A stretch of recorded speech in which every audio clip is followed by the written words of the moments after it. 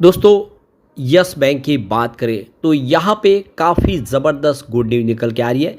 और इस good news के दम पे स्टॉक ने भी बेहतर प्रदर्शन किया है। फ्राइडे को गिरते बाजार में यस बैंक में शानदार तेज़ी बनी। और क्यों न हो, यह आप समझ ही सकते हो कि यस बैंक की जो फेयर वैल्यू डिस्कवर की गई वो ₹21.5 के आसपास है, जब एसबीआई और एसएमबीसी के बीच में डील हुई और उस प्राइस से स्टॉक काफ़ी नीचे है। इस वजह से यहाँ से अप मूव देखने को मिल रहा है। अब यहाँ पे यस बैंक को लेकर क्या है आगे की रणनीति, उसको समझने की कोशिश करेंगे। यस बैंक ने बहुत कुछ अचीव किया है पिछले 2-3 सालों में। 2020 के बाद जिसका नया पीरियड फिर शुरू हुआ, अब बहुत सारे फंड हाउस जो है जम के खरीदारी भी शुरू कर चुके हैं। ये लेटेस्ट जो म्यूचुअल फंड के आंकड़े अगर आप देखोगे तो आपको अच्छे से समझ में आ जाएगा कि इस गिरावट का पूरा फ़ायदा उठाया जा रहा है। लेकिन बाज़ार में एफआई की बिकवाली बहुत ज़बरदस्त बढ़ गई है। ऐसे में क्या संभावना बन रही है आगे, उसको समझने की कोशिश करेंगे इस वीडियो के माध्यम से। लेकिन फ्रेंड्स, उससे पहले अगर आप पहली बार हमारे चैनल पे आए तो चैनल को सब्सक्राइब कर दीजिए, एक बेल आइकॉन दबा दीजिए ताकि जब भी नया वीडियो बने पहला नोटिफिकेशन आपको मिले। वीडियो पसंद आए तो लाइक से जरूर कीजिए। चलो फ्रेंड्स, वीडियो स्टार्ट करते हैं। मैं हूँ आपका दोस्त एसपी दवे और हमारे अपने चैनल ऑनलाइन कमाई में आपका बहुत बहुत स्वागत है। तो सबसे पहले बीएसई सेंसेक्स की बात कर ले तो 79,809 के स्तर पे क्लोजिंग देखने को मिली फ्राइडे को, जहाँ पे 270 पॉइंट की गिरावट हुई, यानी 0.34% गिरा बीएसई सेंसेक्स। तो एफआई की बिकवाली की वजह से ही ये गिरावट देखने को मिली है। और आप ये समझ सकते हो कि बहुत भारी बिकवाली की है एफआई ने फ्राइडे को। इस पूरे महीने में सबसे बड़ी बिकवाली हुई है। तो एफआई ने फ्राइडे को मात्र 9,679 करोड़ की फ्रेश खरीदारी की, जो काफ़ी कम है। लेकिन सामने बिकवाली का आंकड़ा बहुत बड़ा है। 17,992 करोड़ का माल उन्होंने बेच दिया है। इसका मतलब ये हुआ कि 8,312 करोड़ की सिंगल डे में उन्होंने बिकवाली की है, जो काफ़ी बड़ी अमाउंट है। और इस महीने में अब तक उन्होंने 46,902 करोड़ की बिकवाली कर दी है, यानी एफआई लगातार बिकवाली कर रही है। जब से आप देखें तो टैरिफ लगा इंडिया पे 50%, जो विदेशी निवेशक है वो बाजार से पैसा निकाल रहे हैं। लेकिन इंडिया के जो बड़े फंड हाउस है वो जम के खरीदारी करे, जितनी बिकवाली एफआई करे उससे ज़्यादा खरीदारी डीआई कर रही है। तो 29 अगस्त को देख सकते हो कि उन्होंने 20,676 करोड़ का ज़बरदस्त इन्वेस्टमेंट किया। सामने उन्होंने मात्र 9,189 करोड़ की बिकवाली की। इसका मतलब यह कि 11,487 करोड़ का फ्रेश इन्वेस्टमेंट हुआ है डीआई की तरफ से। जितना माल एफआई ने बेचा उससे ज़्यादा खरीदारी करके बाजार को संभालने की कोशिश की है। और इस महीने में अब तक 94,828 करोड़ की ज़बरदस्त खरीदारी डीआई की तरफ से हो चुकी है, यानी जितनी बिकवाली एफआई ने की उसकी डबल खरीदारी डीआई ने कर ली है। ये बाजार के लिए बहुत बड़ा शुभ संकेत है।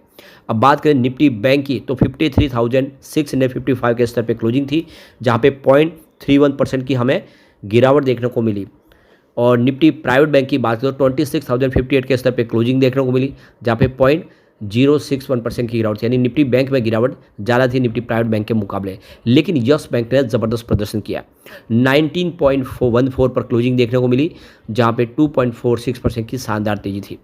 तो गिरते बाजार में बहुत ही बेहतर किया यस बैंक ने। अब वॉल्यूम भी ज़बरदस्त बढ़ चुका। आप देखें तो पिछले एक महीने पहले जहाँ पे 8 करोड़ के आसपास का वॉल्यूम था, 3 करोड़ की डिलीवरी उठाई गई थी। 1 वीक पहले वॉल्यूम बढ़ के 15 करोड़ तक पहुंच गया, 7 करोड़ का डिलीवरी बेस काम हुआ। ये वॉल्यूम फ्राइडे तक बढ़ते हुए 21 करोड़ तक पहुंच गया और 8 करोड़ की डिलीवरी बेस काम हुआ, यानी वॉल्यूम ज़बरदस्त बढ़ने लगा। इसका मतलब है कि बड़े फंड हाउस का रुझान यस बैंक को लेकर पॉजिटिव है, जब से एसएमबीसी के डील की खबर जो है फाइनल मोहर लगी आरबीआई की तरफ से। पूरे बाजार में वॉल्यूम के मामले में यस बैंक नंबर 3 पे आ गया। ये बहुत बड़ी बात है, काफ़ी दिनों के बाद टॉप 3 में शामिल हो गया है, ये अच्छी बात है। अब यहाँ पे देख सकते हो कि यस बैंक के शेयरों में जो तेज़ी देखने को मिल रही है, जो 4% का उछाल देखने को मिला, उसकी तेज़ी के पीछे जो खबर मीडिया में निकल कर आई कि एसएमबीसी यस बैंक में 16,000 करोड़ यानी $183 का निवेश करने की तैयारी कर रही है। यह निवेश इक्विटी और डेट को मिलाकर होगा। जापान की दिग्गज वित्तीय कंपनी एसएमबीसी के प्रस्तावित निवेश का मकसद यह है कि यस बैंक की बैलेंस शीट को मजबूत करना है और इसे यस बैंक का स्वामित्व हासिल करने की दिशा में पहला संकेत माना जा रहा है। यानी अब पूरी तरह से उन्होंने कमर कस ली है यस बैंक को नंबर 1 बनाने के लिए, प्राइवेट सेक्टर की बैंक के लिए। तो काफ़ी भारी बड़ा निवेश एसएमबीसी करने की तैयारी कर रहा है। इसे देख सकते हो कि उनकी जो स्थिति भी मजबूत हो जाएगी। तो ये क्लियरली है कि आने वाला जो समय है वो यस बैंक के लिए बेहतर हो सकता है। तो मीडिया रिपोर्ट के मुताबिक एसएमबीसी की योजना है कि 16,000 करोड़ रुपए के निवेश में आप देखें तो 7,500 करोड़ का इक्विटी के रूप में निवेश होगा और 8,500 करोड़ डेट के जरिए बैंक में आएंगे। ये उस 13,500 करोड़ रुपए के अतिरिक्त है जिसमें एसएमबीसी ने एसबीआई समेत यस बैंक के अन्य निवेशकों से 20% हिस्सेदारी खरीदने की योजना बनाई है। तो इसके अलावा ये देख सकते हो कि 16,000 करोड़ का और निवेश अलग से कर रही है एसएमबीसी। एसएमबीसी के निवेश से में से 16,000 करोड़ रुपए यस बैंक के बही खातों में दिखेगा, जबकि 13,500 करोड़ रुपए सीधे बैंक के उन शेयरहोल्डरों को मिलेगा जो इन शेयरों को बेचेंगी, यानी एसबीआई और दूसरी जो प्राइवेट सेक्टर की बैंक है उनको मिलेगा। ये पैसा तो इनको नहीं मिलेगा, लेकिन 16,000 करोड़ है वो पूरा यस बैंक के पास आएगा, जिससे यस बैंक अपनी स्थिति को और मजबूत कर पाएगी। काफ़ी बड़ी रकम मिलने वाली है एसएमबीसी की तरफ से। 8,500 करोड़ के डेट फंडिंग के तौर पर एसएमबीसी येन के दबदबे वाले बॉन्ड्स को चुनेगा, जिसकी कीमत 2% से कम हो ताकि लागत कम हो सके। वहीं बैंक के कैपिटल को बढ़ाने के लिए 7,500 करोड़ का इक्विटी निवेश फॉरेन करेंसी कन्वर्टेबल बॉन्ड्स यानी एफसीसीबीएस के जरिए आएगा। तो ये देख लो कि पिछले सप्ताह यस बैंक ने कहा था कि आरबीआई ने जापान के सुमिदा और मित्सुमी बैंकिंग कॉरपोरेशन यानी एसएमबीसी को बैंक में 24.99% की हिस्सेदारी खरीदने के लिए मंजूरी दे दी है। इससे पहले यस बैंक ने मई में खुलासा किया था कि एसएमबीसी ने एसबीआई से 13.19% की और एक्सिस बैंक, बंधन bank, federal bank, HDFC bank, ICICI bank, IDFC first bank और कोटक महिंद्रा बैंक से 6.81% की हिस्सेदारी खरीदने का प्रस्ताव रखा, यानी 20% हिस्सेदारी लेने जा रही है एसएमबीसी। तो काफ़ी ज़बरदस्त खबर है और इस खबर के दम पे देखें तो यस बैंक की सेहत में सुधार देखने को मिल रहा है। अब देखें तो फाइनेंस 2025-26 में Q1 में कंपनी ने काफ़ी शानदार प्रदर्शन किया। जो प्रॉफिट है कंपनी का 801 करोड़ तक पहुंच गया, यानी ईयर ऑन बेसिस पे 59.4% की ज़बरदस्त जंप देखने को मिली। इस दौरान यस बैंक की जो नेट इंटरेस्ट इनकम है उसमें भी 5.7% की वृद्धि देखने को मिली, जो 2,370.5 करोड़ तक पहुँच गई। और ऐसे में आप समझ ही सकते हो कि यह स्टॉक ने काफ़ी बेहतर किया। तो 11 सितंबर 2024 को स्टॉक 24.40 के आसपास था, जो एक साल का इसका रिकॉर्ड हाई था। और आप देखें इस हाई से यह 6 महीनों में 34.34% फिसल चुका है और 12 मार्च 2025 को यह 16.02 पर आ गया था। यह एक साल का इसका निचला स्तर है, तो काफ़ी अप डाउन देखने को मिला।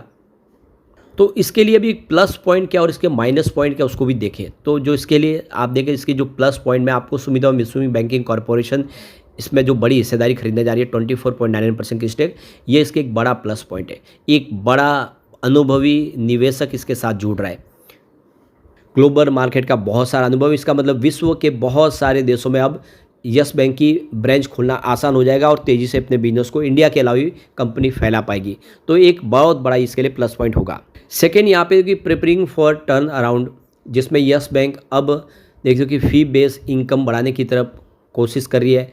Corporate banking fees, forex service, insurance distribution, third party sales और रिटेल लाइफ इंश्योरेंस बिजनेस में अपना बिजनेस तेज़ी से आगे बढ़ाने के लिए फोकस कर रही है। यानी जहाँ से कंपनी को अच्छी इनकम मिले, रेवेन्यू का जरिया मिले, वहाँ पे कोशिश की जा रही है। इसके अलावा कंपनी अपनी डिजिटल चैनल्स के माध्यम से मोबाइल बैंकिंग, इंटरनेट बैंकिंग और सेल्फ सर्विस के माध्यम से भी कारोबार को आगे बढ़ाने की कोशिश करी और इसमें ऑलरेडी कंपनी बहुत आगे निकल भी चुकी है। तो ये इसके लिए एक बड़ा प्लस पॉइंट है। यहाँ तक कि ब्लॉकचेन जैसी टेक्नोलॉजी के अंदर भी अपॉर्चुनिटी तलाश रही है कंपनी। तो ये एक बड़ा मौका है। इस समय आप देखें तो 2400 घंटे 7 दिन कस्टमर बेस्ड सर्विस प्रोवाइड कर रही है कंपनी। हर तरह के आप ट्रांजेक्शन कर सकते हैं। अब यहाँ पे कुछ इसके कंसर्न भी है, जैसे आप देख कमजोरी की बात करें, फंडामेंटल इस समय अभी भी रिकवरिंग मोड पे है। एनपीए ज़रूर कम हुआ है, लेकिन अभी भी वहाँ पे स्थिति उतनी खास अभी बनी नहीं है। डिपॉजिट ग्रोथ देखें तो उसमें 6.8% की ही यहाँ पे आपको वृद्धि देखने को मिलेगी। नेट इंटरेस्ट मार्जिन देखें तो उसमें इंप्रूवमेंट मात्र 2.7% का है, जो फाइनल 2024 में 2.5% के आसपास था। इतना उसमें ग्रोथ अभी नहीं बढ़ा है। रिटर्न ऑन रेशियो भी देखें, रिटर्न रेशियो इसका आरओए और आरओए का ट्रैक रिकॉर्ड भी देखें तो 5.1% और 0.5% के आसपास है। तो ये अभी भी उतनी ग्रोथ नहीं है, इसी वजह से थोड़ी सी यहाँ पे कमजोरी की संभावना बन रही है। लेकिन आने वाला समय बेहतर होगा, ये उम्मीद बिल्कुल है। और ये आपको म्यूचुअल फंड के आंकड़ों से समझ में आएगा किस तरह से जुलाई महीने में म्यूचुअल फंड ने जम के खरीदारी की है यस बैंक में। करीब 69 म्यूचुअल फंड ने बहुत सारा निवेश किया है और आप देख सकते हो कि ये आंकड़ा बहुत बड़ा है, क्योंकि खरीदारी करने के सामने बिकवाली वाले म्यूचुअल फंड बहुत कम है। मात्र 14 म्यूचुअल फंड है जिन्होंने यहाँ पे अपनी एग्जिट ली है। ये क्लियर सिग्नल है कि यस बैंक में म्यूचुअल फंड की खरीदारी शुरू हो गई। इंडिया के बड़े बड़े म्यूचुअल फंड बहुत सारा निवेश करें, ऐसे में हम कह सकते हैं कि आने वाले समय यस बैंक में एक शानदार तेजी की संभावना बन सकती है। यहाँ तक कि आप देखें तो आदित्य बिरला ग्रुप जैसे, टाटा जैसे बड़े बड़े ग्रुप के जो म्यूचुअल फंड्स हैं वो भी यहाँ पे शानदार तरीके से निवेश कर रहे हैं। लेकिन फ्रेंड्स, कोई भी इन्वेस्टमेंट करने से पहले अपने फाइनेंशियल एडवाइजर से एडवाइस ले ले या अपना खुद का रिसर्च करें, क्योंकि मैंने वीडियो आपके एजुकेशनल पर्पज़ के लिए ही बनाया। वीडियो पसंद आए तो लाइक से जरूर कीजिए और चैनल को सब्सक्राइब कर दीजिए। Thank you friends.